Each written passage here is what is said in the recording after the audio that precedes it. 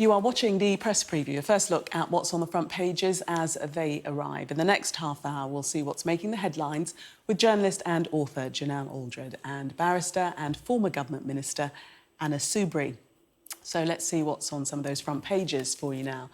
Well, the FT reports that the Prime Minister has been told by Conservative MPs to show some vision and start salvaging his party after the Tories' disastrous local election results. The Times reports that the PM has issued a warning to his party to unite to take on Labour or face a hung parliament. Only big tax cuts and growth can save the Tories now. That's the front of the Daily Express. The Telegraph says the PM has now shelved plans for a summer election and will be pinning his hopes on the economy and flights leaving for Rwanda. While on the front of The Guardian, the headline reads, Labour sets sights on blue wall seats at next election. Dozens of pro-Gaza activists elected in local elections. That's the claim from the Daily Mail. Moving away from politics, tributes to Daniel Aldred killed in a sword attack lead the Mirror. The headline, our hearts are heavy, the pain is deep, our faith is strong. And the Daily Star says with temperatures reaching 24 degrees this week, Britain will be hotter than Corfu. Or Corfu, as you see what they did there. A reminder that by scanning the QR code you'll see on screen during the programme, you can check out the front pages of tomorrow's newspapers while you watch us. And we are joined tonight by journalist and author Genelle Aldred and barrister and former government minister Anna Soubry. Welcome to you both. So, The Telegraph is telling us that Rishi Sunak has shelved all ideas of a summer election, Anna. No surprises there? I mean, I wouldn't have been surprised if he'd gone. This is before the results of the last few days. If he had gone in the summer, I just didn't think you could really rule anything out. But you can see now that because of the results, which are showing, even though it's claimed the opposite almost in this report, you can understand that he isn't going to go in the summer, and he is really going to go. As he's going to leave it as long as he possibly can, because he's hoping beyond immeasurable hope that some miracle is going to come along and save him. The thing that really struck me about this was that there is what they call a glimmer of hope was provided by analysis from the University of Oxford, some researchers and no doubt highly academic people looking at them and saying, actually, he's more likely to get a hung parliament. I mean, my take on all of it is that there's this lack of digging into these results. Can I just give you one quick example? In my area, which is the East Midlands, so I live in Leicestershire, not Nottinghamshire, Derbyshire, where Labour won the mayor's election there, this new mayor. If you look at the actual breakdown from the boroughs, which are not coterminous with the parliamentary constituencies, but in Ashfield, which at the moment is Lee Anderson, you look there, Labour won. If you look at Mansfield, Ben Bradley's seat, he was the Tories candidate. Who won there? Labour, convincingly. Bassetlaw, another seat that the Conservatives won. Who won there? Labour, convincingly, in my old seat, Broxton. And so it goes on. And that's the deep dive you need to have, because with a low turnout, this shows you whether or not you've actually got your own vote out. And that's why it's such bad news for Sunak, because the Conservatives couldn't drag out their core votes in the way that Labour could, and some more. And Genelle, do you think that the local election results and the mayoralty results as well, do you think that they adequately reflect what we could see potentially in a general election? Because people have quite different voting patterns when it's local elections as opposed to a general election. I think potentially it could be something different, and I listened to that, and I've been saying to a few of my friends for a little while, I was like, I think it could be a hung parliament, because I don't see that massive surge that as these researchers don't see in terms of what they think could happen at the general election. I was quite a bit more mature before I started voting in local elections, because I think I used to think, oh, local elections, what's this got to do with me? But then you get somewhere to live and you start paying council tax and you start going, hang on, I want to have a bit of a say in what's going on. But I definitely think I used to take general elections a lot more seriously because they feel so big and they feel so there and the coverage is much bigger. So I do think that there is a certain turnout that does come out of the general election that maybe doesn't go out for their local elections, because I do think local elections are quite hardcore people who are into the way their areas are run and what they're thinking about. The only thing Sunak does have on his side is time.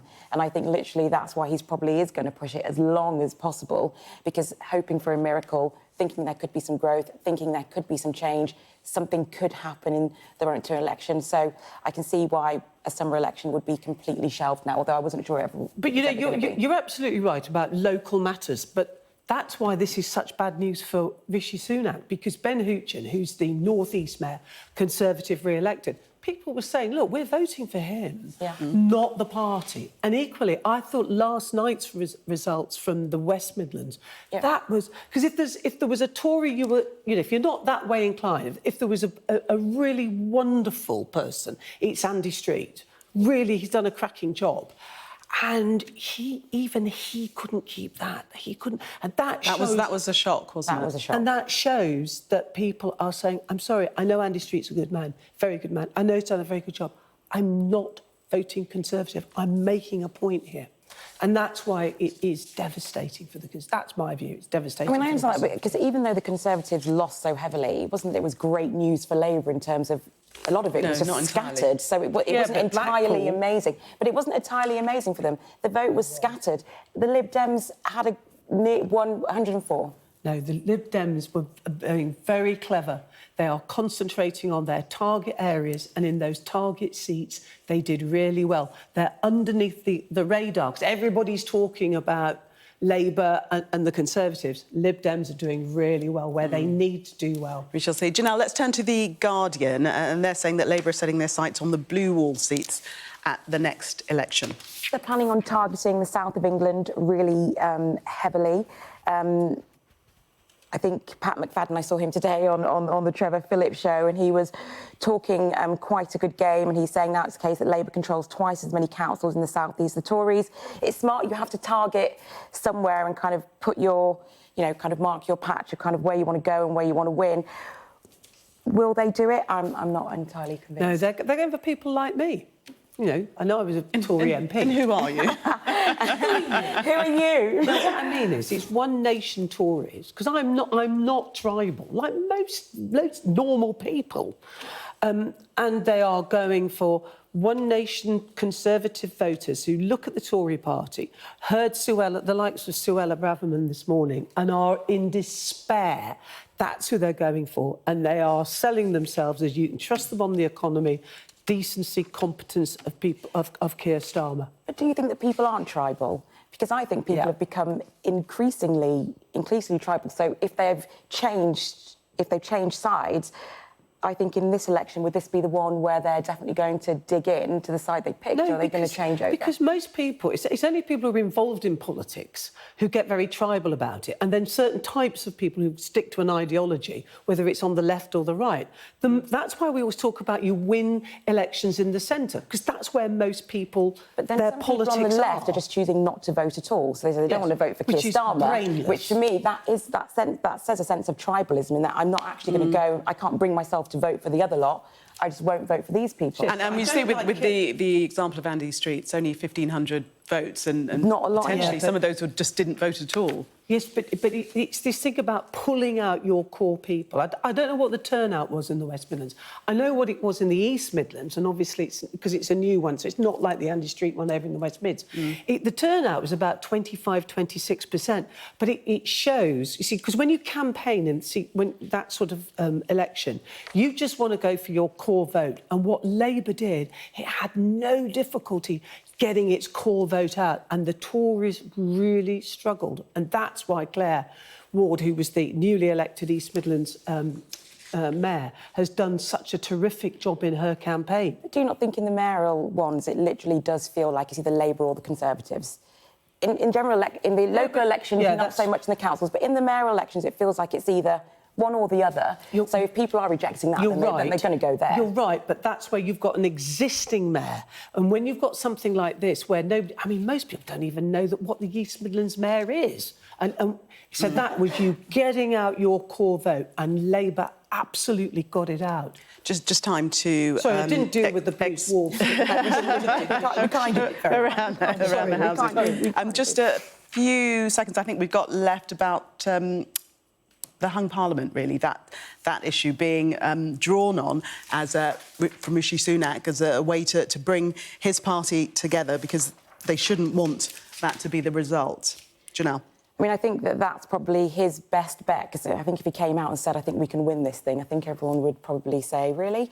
So I think him saying... Well, the UK he's still saying that. I think they are still saying that. Well, Rishi Sunak is saying the UK, you know, we could be heading for a hung parliament. I mean, I do think this could actually happen. And I think it could happen because I do think there are a lot of Labour supporters who aren't voting Labour this election. They don't want to vote for Keir Starmer. And so I think if that happens... Yeah, so they won't vote at all. Sunak. Well, some people won't vote at all. They don't see it like that, though. But they should do. But I don't think people see it in that way. I think they see who they want to vote for and who they don't want to vote for. But I think you should say, who do you want running our country? And you know, be a grown-up and be sensible about this. Because he doesn't suit my ideology, I'm not voting for Keir Starmer. It's like kind of getting the thing is, the problem is politicians and politics has made it about the personality, so they're dying by their own way. But apparently he doesn't have any personality. Oh. Well, that's says he's got the personality of a peanut, which is not true. And she's to be We're not going to go into character assassination here. Anna and Janelle, thank you so much for the moment. I'll leave them to discuss in the break. Now, a renaissance of British pubs, why Heineken will be reopening 62 venues that had closed in recent years. We'll be discussing that next. Stay with us.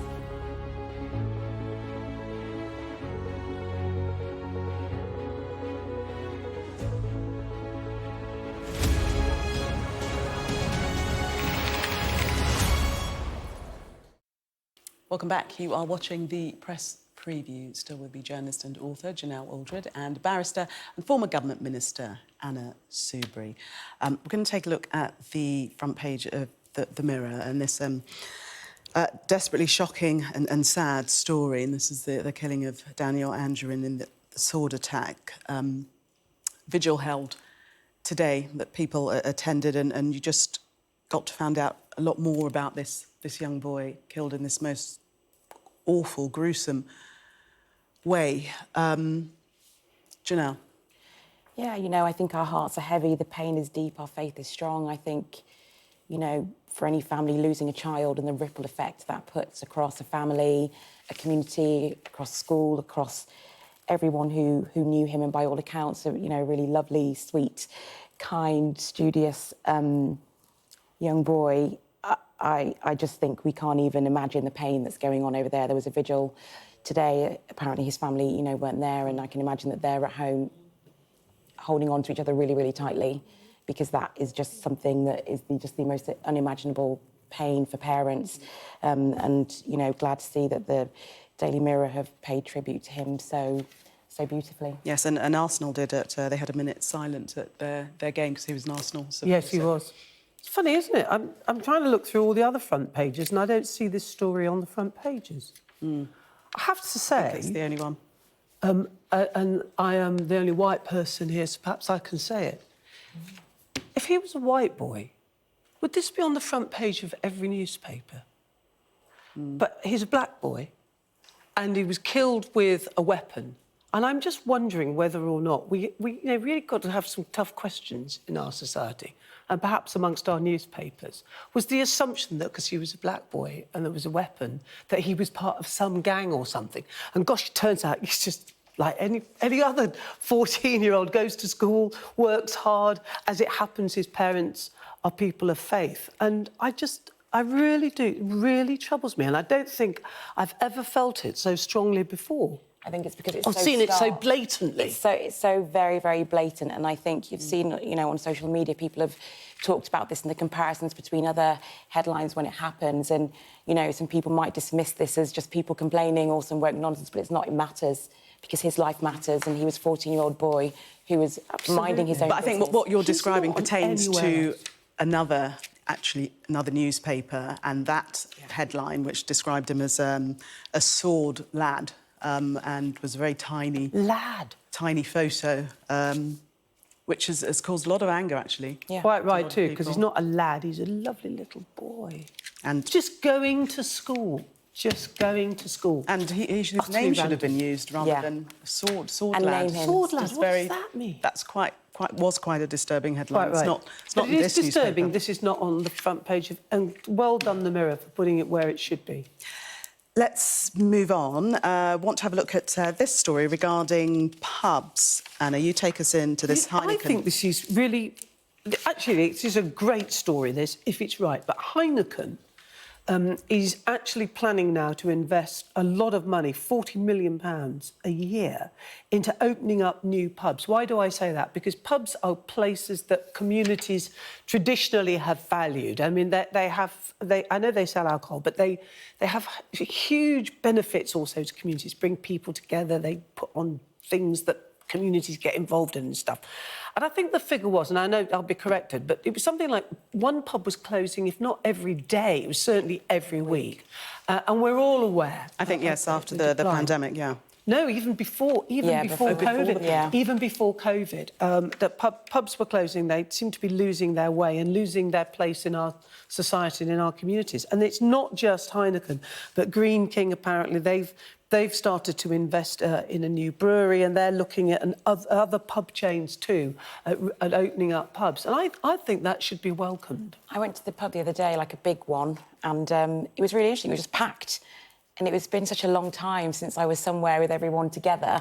And I think what you're saying about the pubs, you know, whether people drink or not, there's an intergenerational aspect to gathering that is great for community. And I think when we don't have things like pubs, you kind of section off into bars, you section off into other places, and then we don't tend to gather. And I think that's quite nice when we can do that. Okay. Yeah. We've got about a minute to talk about phone phobia. I don't think you suffer from it. I know Genelle does, because we were talking about it in the break. Well, but my this is people children who... suffer from Yeah, well, it. my children do. They simply don't answer their mobile phones. So I grew up in the age of when I was 16 when I had my first mobile phone. So up until then, we had the landline. You know, mum and dad put a block on it because we were calling our friends and chatting all evening. But you'd have to call and say, hello, Mrs So-and-so, is so-and-so in? Can I talk to them? So I still have that. But there's a lot of young people who I know don't pick up the phone. I have my phone on Do Not Disturb all the time. You have to ring me twice just to get through, and I still scream. I know, sorry. No, nobody rings me. Oh, Anna. No. But in all seriousness, now I understand why my daughters are just under 34, the two of them, and They're scared. There's not a problem, they're scared. They're screening. They're just screening the calls. Oh, that means they don't want to talk to you. Janelle and Anna, God, we don't want thank to you talk so to much her for again. taking us through the papers.